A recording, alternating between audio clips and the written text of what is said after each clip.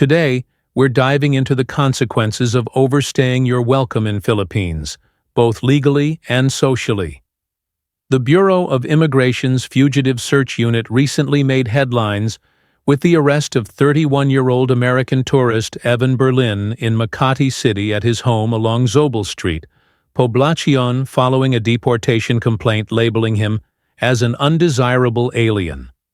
Now, Berlin's troubles began with an altercation inside a Parañaque luxury hotel bar after he was confronted by a man for sexually assaulting his wife. The situation escalated quickly, with Berlin allegedly beating the man so severely that he lost consciousness and sustained serious injuries. But here's the kicker. This wasn't Berlin's first run-in with the law. A Makati City court had already issued an arrest warrant against him last September for a separate case involving physical injury and a violation of the Safe Spaces Act.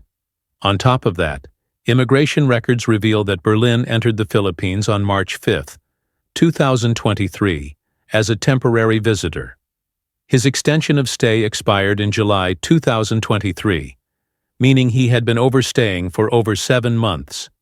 Foreigners who violate immigration laws and harm others in the Philippines are detained pending deportation proceedings. Berlin's actions not only breached the law, but also demonstrated a blatant disregard for the safety and dignity of others in a country he is being hosted by the hospitality of the Filipino people. Now, let's shift gears to another case that underscores the broader issue of overstaying foreigners. Last May, the Bureau of Immigration arrested 43-year-old American national Jason Clint Reed in Manila. Reed overstayed in the country for close to 8 years and was discovered to be wanted by authorities in Texas.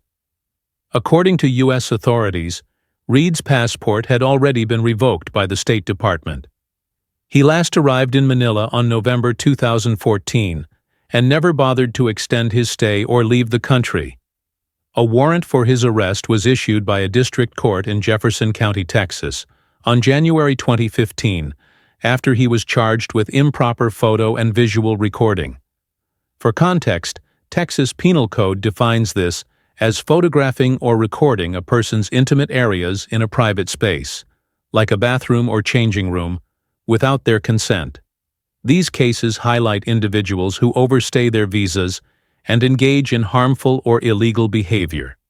Philippines' hospitality and generosity should not be taken for granted. From a broader perspective, coordination between local and international authorities, it's about safeguarding the safety and well-being of its citizens and visitors alike. So what's the takeaway here? Immigration laws exist for a reason. They're not just bureaucratic red tape. They're a framework to ensure safety, order, and respect for the host country and its people. When individuals like Berlin and Reed violate these laws, they not only disrespect the country that welcomed them, but also put others at risk. Now let's talk about the mindset behind these actions. Some foreigners, away from home, seem to carry a chip on their shoulders, acting as if they're superior, untouchable, and above the law. What they fail to realize is that the Philippines has shared intelligence with the rest of the world and won't hesitate to extradite them back home to face justice. Take Berlin, for example. Why would anyone proposition someone else's wife when there are so many single and available women? And to make matters worse, engage in physical violence? The Philippines' jails are notoriously challenging environments, especially for Westerners. Even voluntary deportation takes a significant amount of time to process, and the experience is one they'll never forget.